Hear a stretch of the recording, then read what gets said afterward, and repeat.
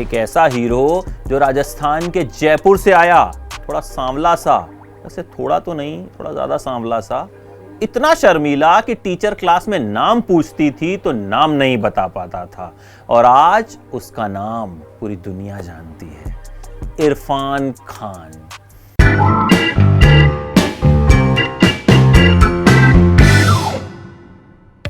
जयपुर में पैदा हुए थे इरफान। मम्मी चाहती थी कि लेक्चरर बने बेटा, कोई इज्जतदार काम करे, ये नौटंकी पटंकी नहीं करे। मतलब मम्मी फिल्मों को नौटंकी मानती थी, कहती थी कि बेटा पढ़ लिख कर कोई अच्छी सी नौकरी करना। पापा की टायर की दुकान थी, तो इरफान बच्चों को ट्यूशन पढ़ाते थे। पॉकेट मनी मिलती नहीं थी, 15 रुपए महीना मिलते थे, उसको जमा किया और खरीद ली एक साइकिल घुमक्कड़ी के लिए।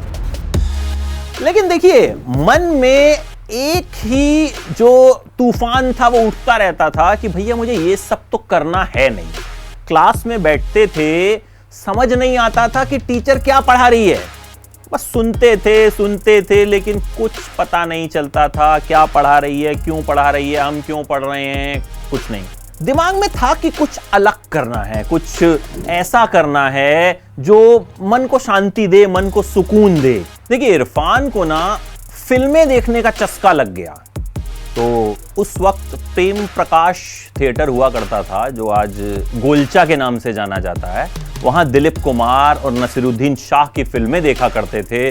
दिलीप कुमार की नया दौर उन्होंने वहां देखी, और उसके बाद से तय कर लिया कि भाई एक्टर बनूंगा। तय तो कर लिया, लेकिन ना तो शक्ल थी ना पर्सनैलिटी। सोचा किसी को बताऊंगा तो बहुत मजाक उड़ेगा। होता है ना, दोस्तों को तुम बता दो कि भैया मैं तो हीरो बनना चाहता हूँ, बहुत मजाक उड़ाते हैं। तो कुछ दिन तो किसी को बताया नहीं, और फिर सोचा कि चलिए यार बता ही देते हैं। तो अपने एक बहुत खास दोस्त को बताया, बोला कि देख देख मजाक मत उड़ाइयो मेरा, मैं ना एक्टर बनना चाहता हूँ।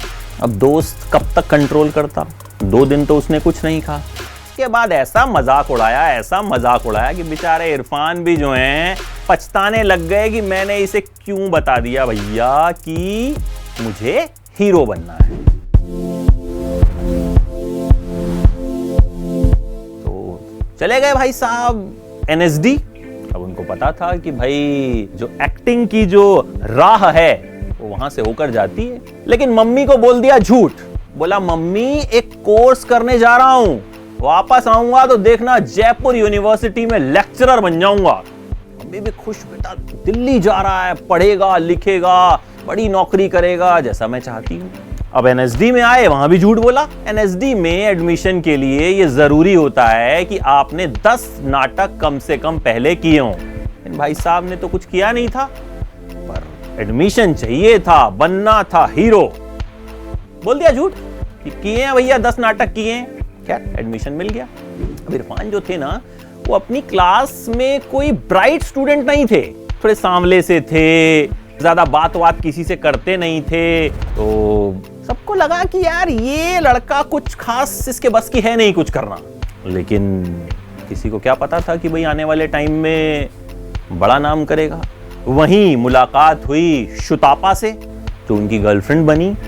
शुतापा जो थी बेहद अच्छे परिवार से थी, तो जब भी अपने घर शुतापा ले जाती थी अपने दोस्तों को, तो वहां भी इरफान क्या करते थे, उनके भाई की लाइब्रेरी में जाके बैठ जाते थे। भैया गर्लफ्रेंड के घर गए हो, थोड़ा उसकी मम्मी से बातचीत करो, थोड़ा उनको पटाओ वटाओ, मक्खन लगाओ, लाइब्रेरी में घुस के बैठ गए। यार भाई इरफान है, हर चीज अलग तरह से करते हैं, तो ये भी उन्होंने अलग तरीका अपनाया।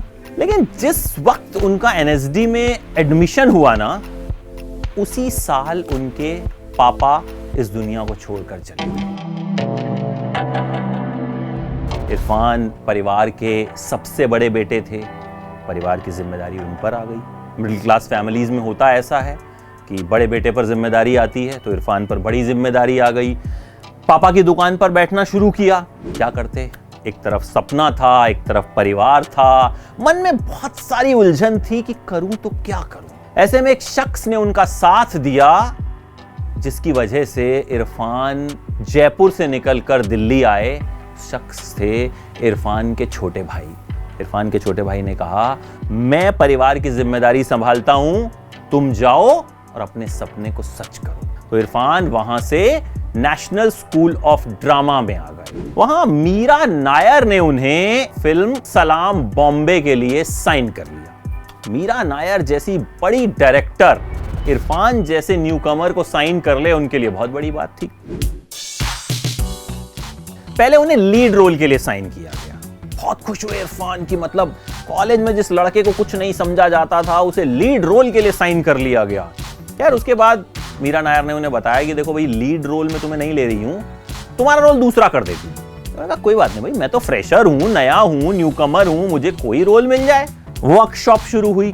2 महीने तक तैयारियां चलती रही फिल्म की। 2 महीने बाद इरफान को बताया गया कि भाई साहब, आप इस फिल्म में काम नहीं कर रहे हैं, आप उस कैरेक्टर को सूट नहीं करते। सोचिए, 2 महीने तक इरफान ने फिल्म की यूनिट के साथ रिहर्सल की, प्रैक्टिस की, उस कैरेक्टर में घुसने की जी जान से कोशिश की, लेकिन बाद में उनका रोल ही हटा दिया गया। तो इरफान ने उस क्रू को गुड बाय कहा और निकल पड़े नई मंजिल की तरफ। उसके बाद इरफान को कुछ टेलीफिल्म्स मिली। उन टेलीफिल्म्स को करने का फायदा इरफान को हुआ। टेलीफिल्म्स के बाद सीरियल मिलने शुरू हुए, लेकिन दिक्कत वही थी कि करना कुछ और था। सीरियल करना उनकी मंजिल नहीं थी, टेलीफिल्म्स उनकी मंजिल नहीं थी। उन्हें बॉलीवुड में आना था, सिनेमा में आना था। लेकिन जब भी वो किसी डायरेक्टर को फोन करते थे कि सुनिए मैं इरफान खान बोल रहा हूं, बोले कौन इरफान खान? कभी कोई बोल देता था कि अच्छा चलो कल 12 बजे आ जाना। इरफान 12 बजे पहुंचते थे, वहां जाकर पता चलता था कि भैया कौन, किसने बुलाया 12 बजे, बाद में आना। बहुत सारे रिजेक्शंस। लेकिन कहीं ना कहीं स्ट्रगल करते रहे, मतलब मन दुखी होता था, लेकिन लगता था कि ठीक है, ओके, मैं कर लूंगा, हो जाएगा। एनएसडी में ही इरफान के एक साथी थे, तिग्मांशु धूलिया, जो मशहूर डायरेक्टर हैं।